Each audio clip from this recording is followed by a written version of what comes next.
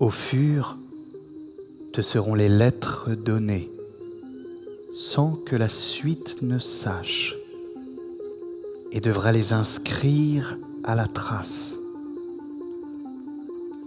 Libre sera toujours de l'inscription la surface, quoique le dernier mot ne pourra se graver, mais seulement à l'encre humaine.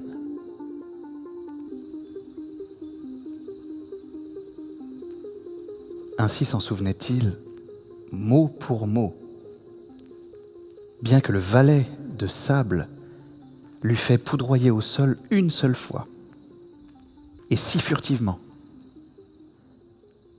que la mémoire d'Elvire, de sa propre soutenance, n'aura pu suffire à le retenir.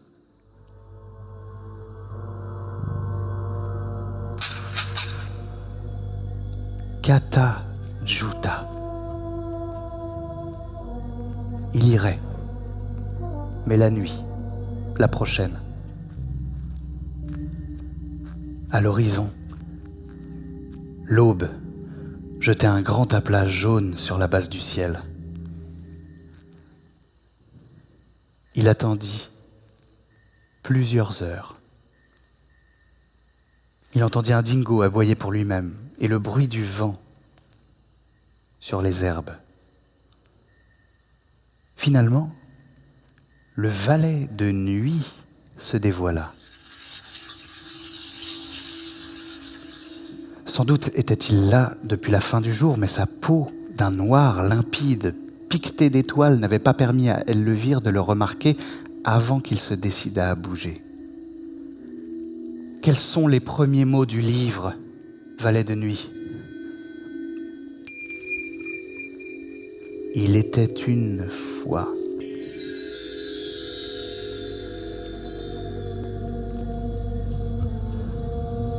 L'écriture du premier quatrain du livre fut celle des intermédiaires, qui s'étalonnèrent d'1 à 1024 mètres, exactement.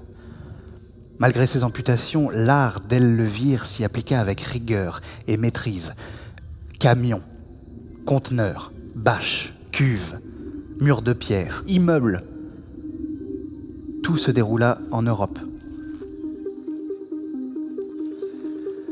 L'achèvement du livre par Elvire, dans une solitude limpide, appartient de plein droit à la légende. Le scribe peignit le 57e mot du livre sur un gigantesque rideau de pluie grâce à un vol de flamants roses qui teinta le ciel au-dessus de la Tanzanie. Il écrivit le 58e avec une moissonneuse-batteuse hors d'âge en fauchant les champs du Kazakhstan, sous les rires amusés de la princesse des blés.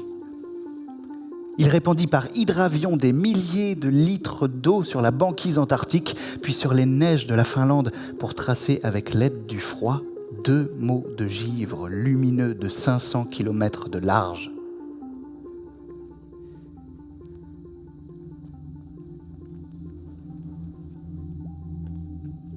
Lorsqu'Elvire acheva le 12e vers, il n'avait plus de bras droit et le torse à moitié brûlé par le soleil et par le livre.